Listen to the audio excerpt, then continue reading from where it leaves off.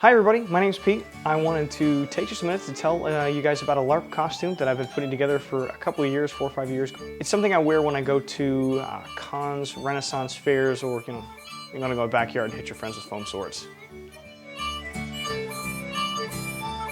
Just kind of starting from the ground up, I typically wear just a basic set of kind of black combat boots. They're easy to wear, it's comfortable, it's good support, so if you're in a long con, you're not going to end up getting tired, sore feet by the end of the day. I wear a plain black utility kilt with mine. It's a comfortable look, it gives us something unique. It's not quite modern clothing, so it's really easy to wear something like that and kind of set it apart from just wearing a typical pair of jeans or cargo pants. As far as my shirt is actually a chainmail shirt that I've made. Believe it or not, it is paint on a black t-shirt, but it stands out really well. Again, it's something that is really light, really comfortable. It's easy to wear for long periods of time. It's not going to get in the way of my movement or be overly heavy for me to wear.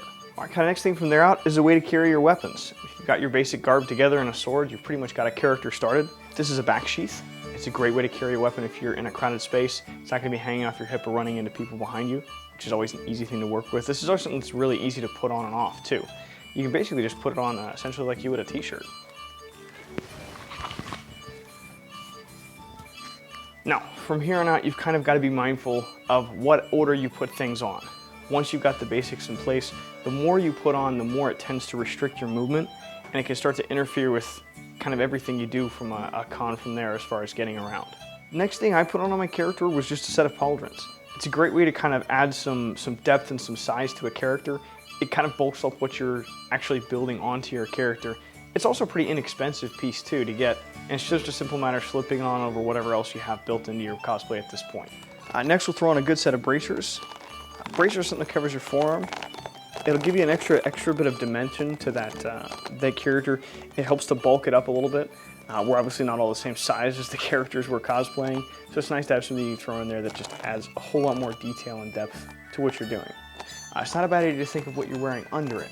A lot of times the pieces you have aren't necessarily comfortable right against it, so sometimes wearing a wrap that goes around or underneath it can make it a lot more comfortable over a longer period of time. Next thing I wanted to throw on is actually a piece that somebody found for me. It's a really a great component. It's a girdle that just kind of wraps around the kilt that I have. Again, gives a little bit of a heavier, bulkier look to it. This actually hides a lot of the modern components and hardware too on the kilt that I wear, which helps kind of keep in fitting with the character that I'm actually creating. So the next component I wanted to add was actually a piece I just found a couple of years ago at a leather vendor. They made these great sets of gauntlets that have the claws on them. It's just a great way to add sort of a very visceral, primal sort of feel to the character that I was putting together. And what I liked about these ones too is it doesn't completely cover my hands, so I can still use things like a phone or a doorknob if I need to. One of the great things to note about this, you've added a lot of bulk to your character, a lot of armor, but this isn't something that really impedes my movement. It's easy to get in and out of vendors and stands and shop without knocking things over, running into people. I'm a father of 2, so it's still pretty easy to corral the kids and get a hold of them. But it is one of the great things to think about when you are in cosplay and character, considering how much it's going to affect what you do when you're at the con. So you don't get reduced to just, an armored spectator. Things like, can you sit? Can you walk? Are you going to run into people? If you've got to use the facilities, just how hard is your cosplay going to make that particular part of your con going? Which, thankfully for me, that's pretty easy to manage.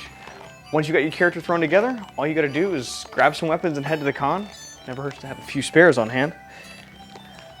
But these are all LARP weapons, which we kind of talked about in a previous video.